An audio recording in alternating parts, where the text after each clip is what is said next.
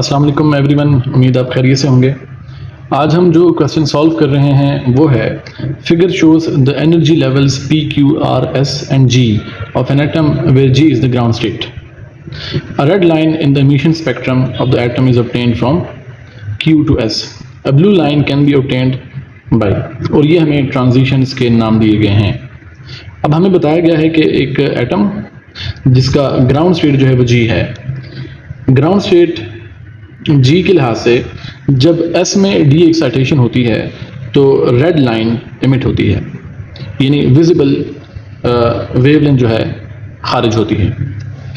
अब हमसे ये पूछा जा रहा है कि ये जो हमें एनर्जी लेवल्स गिवन हैं P, Q, R, S और G में, इनके लिहाज से इनमें से किस ट्रांजिशन के लिए ब्लू लाइन जो है वो इमिट हो सकती है या खारिज हो सकती है। सबसे पहले हमें एक दो बेसिक चीज़ें समझने की ज़रूरत है, और वो क्या है कि in order of decreasing energy और फ्रीक्वेंसी, ये हमारे पास विबगॉयर ये क्या है विजिबल स्पेक्ट्रम में डिक्रीजिंग एनर्जी के लिहाज से ये हमारे पास ऑर्डर है, तरतीब है। सबसे ज़्यादा एनर्जी वॉयलेट की और सबसे कम रेड की। और दूसरी बात जो हमें पता होनी चाहिए वो ये है कि जैसे जैसे हम आउटर ऑर्बिट्स की तरफ मूव करते चले जाते हैं, दो सक्सेसिव यानी कंसेक्यूटिव एनर्जी लेवल्स के दरमियान जो एनर्जी का डिफरेंस है वो डिक्रीज होता जाता है। इसकी रीज़न ये है कि आउटर ऑर्बिट्स की तरफ जाते हुए दो सक्सेसिव लेवल्स के दरमियान जो रेडियाई डिफरेंस है या जो रेडियाई गैप है वो गैप बढ़ता है। तो रेडियाई डिफरेंस बढ़ने की वजह से उनका जो एनर्जी डिफरेंस है वो कम होता चला जाता है। अब Q से S में डी एक्साइटेशन की वजह से रेड लाइन इमिट हुई है, तो हमसे ये पूछा जा रहा है कि इनमें से किस एनर्जी लेवल इन ऑप्शंस के मुताबिक किस ट्रांजिशन के लिए ब्लू लाइट खारिज होगी।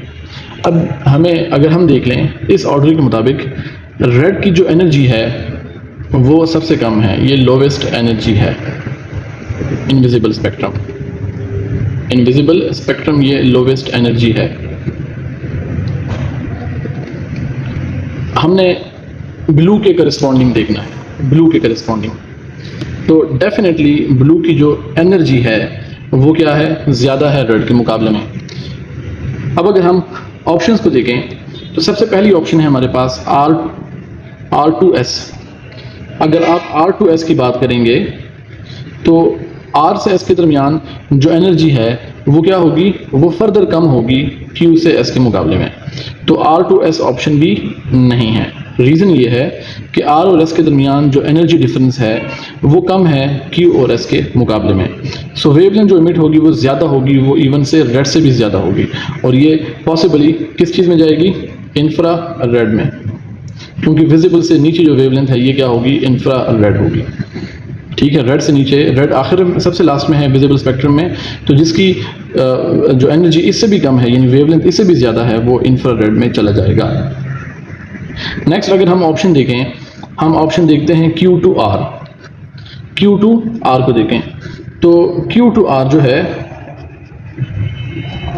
ये भी एनर्जी कम है, क्योंकि हमारे पास रेड हासिल होता है Q से S के लिए, तो Q और R के दरमियान जो एनर्जी डिफरेंस है वो भी स्मॉल है, तो ये भी किस में जा सकता है, इंफ्रा रेड में जा सकता है, ये भी नहीं है। अब अगर आप P to Q देखें, P to Q ये डिफरेंस भी अगेन क्या है, बहुत ही स्मॉल है, यानी अभी तक अगर हम इन तीन ऑप्शन में देखें तो वही Q और S वाला एनर्जी डिफरेंस ही ज़्यादा है, तो ये ऑप्शन भी नहीं हो सकता। क्यों, क्या है, ये भी इंफ्रारेड में चला जाएगा, यानी स्मॉल एनर्जी डिफरेंस होगा।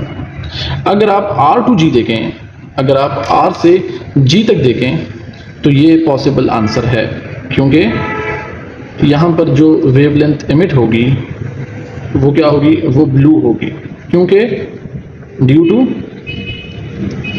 High energy difference. तो बेस्ट आंसर हमारा कौन सा है, R2G। See you in the next video, take care, अल्लाह हाफिज़।